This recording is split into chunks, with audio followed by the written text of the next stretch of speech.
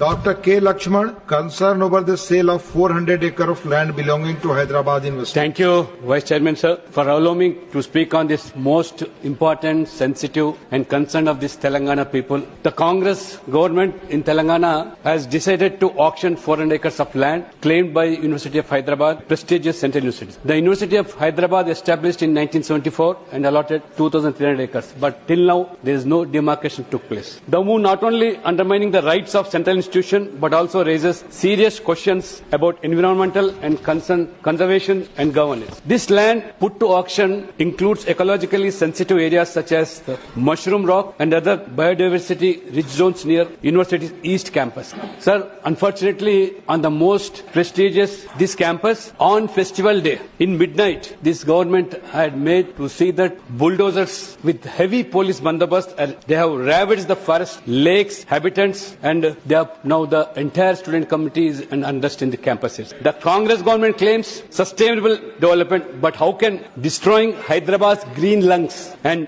education institutions be sustainable?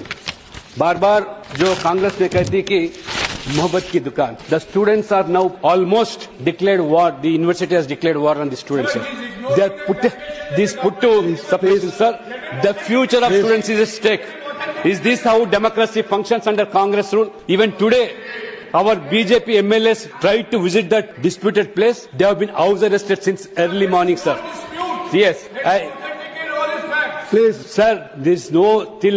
There is no demarcation took place, sir, and it is a purely environmental, sensitive and biodiversity land, sir. So I urge the House to take cognizance of this issue. The auction must be stopped immediately and the ownership is clearly established and environmental concerns are addressed. Let us not allow Hyderabad's heritage and greenery to be bulldozed for short-term gains. For the sake of your Revdi's announcements, you are unable to now fulfill the promises. Now you are putting to auction all the governments in Telangana.